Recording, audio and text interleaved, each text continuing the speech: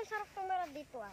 Oo nga, tapos mag-aalaga tayo ng hayop, mga baka, tapos kalabaw, tapos manok, no? Tapos tatayo tayo ng bahay. Oo, tapos ng farm, tapos doon natin lalagay yung mga baboy, tapos ganun, tapos papakainin natin, no?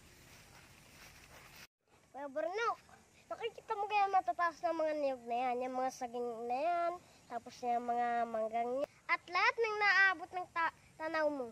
Oo, ano naman ngayon, busina? Alam mo ka Kuya Burnok, yung mga nakikita mo yan, hindi akin yan.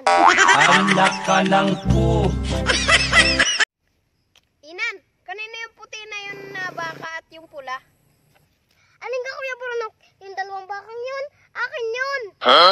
Inan, saan mo pinapaliguan yung mga bakang yun? Alin dong Kuya Burnok, yung puti o pula? Yung puti. Di sa sapa Kuya Burnok. Yung pula naman, businan. Di sa sapa rin. Okay. Inan, ano naman yung pinapakain mo sa mga baka mo? Alin dun Kuya Burnok, yung puti o pula? Yung puti.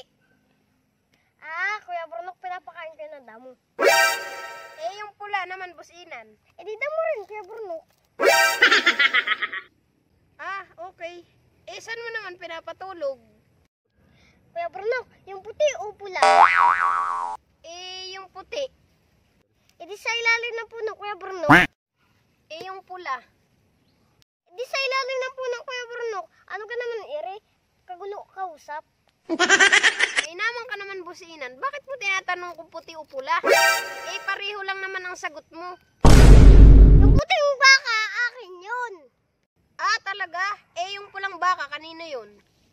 Di Kuya Burnok, sa akin na rin. Kagulo mo talaga kausap. Anak ka lang po. Nothing beats a Jet2 holiday. And right now, you can save £50 per person.